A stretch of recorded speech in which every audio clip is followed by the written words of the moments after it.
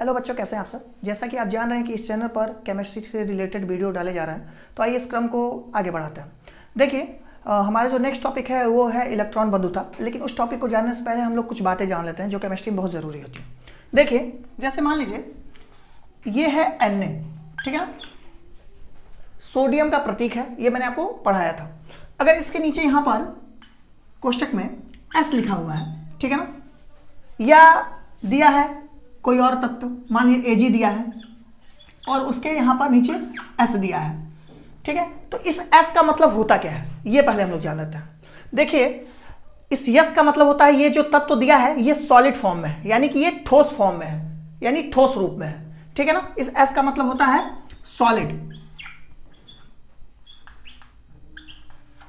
यानी कि ये जो S है वो है ठोस, ठीक। अगर आपको रासायनिक समीकरण लगाना है या उसको बैलेंस करना सीखना है तो ये आपको जानना पड़ेगा, ठीक है। अब जानते हैं, अब कोई तत्व है जो लिक्विड फॉर्म में है तो वो कैसे लिखा रहेगा। तो सपोज कीजिए Hg, आप जानते होंगे Hg जो होता है वो पारा होता है, ठीक है ना।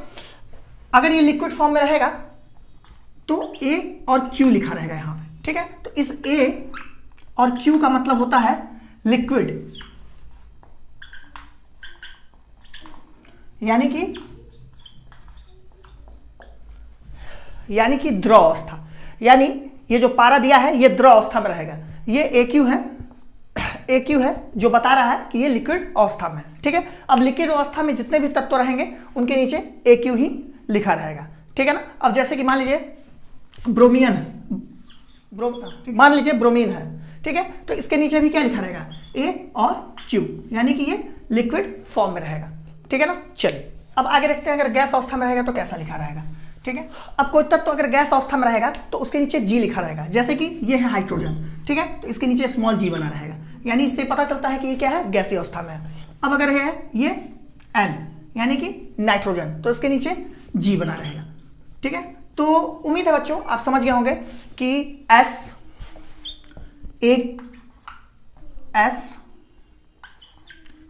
AQ और G, S AQ और G, इन तीनों का मतलब केमिस्ट्री के टर्म्स में क्या होता है, ठीक है। तो आइए अपना नेक्स्ट टॉपिक इलेक्ट्रॉन बंधुता शुरू करते हैं। हमारा इलेक्ट्रॉन बंधुता होता क्या है, किसी तत्व के परमाणु के इलेक्ट्रॉन ग्रहण करके ऋण आयन बनाने की जो क्षमता होती है वही उस तत्व की इलेक्ट्रॉन बंधुता कहलाती है, या इलेक्ट्रॉन बंधुता को प्रस्तुत करती है। अब देखिए बच्चों, इसको बताने के लिए मैं ब्लैक बोर्ड पे इसका एग्जाम्पल और प्लस इसकी परिभाषा लिखवा देता हूं ताकि आप आसानी से उसको समझ सकें। इलेक्ट्रॉन बंधुता क्या परिभाषा मैंने लिख दिया ब्लैक बोर्ड पे, आप इसको लिख सकते हैं। एग्जाम में ये 1 नंबर का आता है और कभी कभी 2 नंबर का भी पूछ देता है। तो अगर 1 नंबर में पूछेगा तो सिर्फ परिभाषा लिख देंगे तब भी चलेगा, लेकिन अगर 2 नंबर में पूछ देता है तो आपको परिभाषा के साथ साथ इसका एक एग्जाम्पल भी लिखना पड़ेगा। देखिए, इसकी परिभाषा यही है कि कोई भी तत्व होता है, ठीक है ना, अगर उसका परमाणु इलेक्ट्रॉन ग्रहण करता है, ठीक है ना, तो वो ऋण आयन बनाएगा, ठीक है। जैसे इस तत्व को देखिए, ये कोई X तत्व है, ठीक है ना, ये एक इलेक्ट्रॉन क्या कर रहा है, ग्रहण कर रहा है, ठीक है ना। और ग्रहण करने के बाद क्या बना रहा है, एक ऋण आयन बना रहा है और प्लस ऊर्जा को निमुक्त कर रहा है, ठीक है ना। यही इसका प्रोसेस होता है, ठीक है।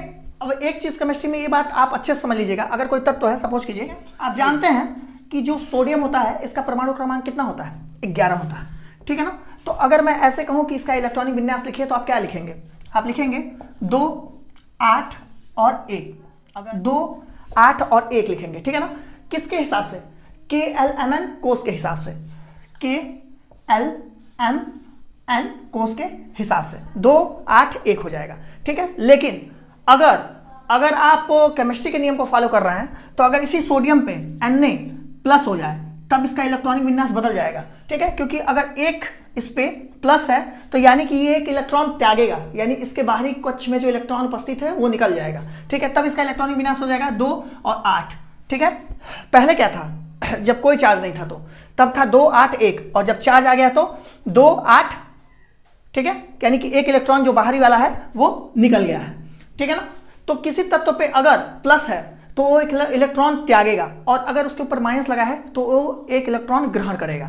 अब जैसे एग्जांपल के लिए अगर इसी सोडियम पे माइनस हो जाए, ठीक है, अगर इसी सोडियम पे माइनस हो जाए, एग्जांपल मैं दे रहा हूं, तो यहां पे 2 इलेक्ट्रॉन हो जाएंगे बाहरी कक्षा में। क्यों, क्योंकि एक इलेक्ट्रॉन ये ग्रहण कर लेगा, ठीक है, तो यही होता है बेटा इलेक्ट्रॉन बंधुता की परिभाषा।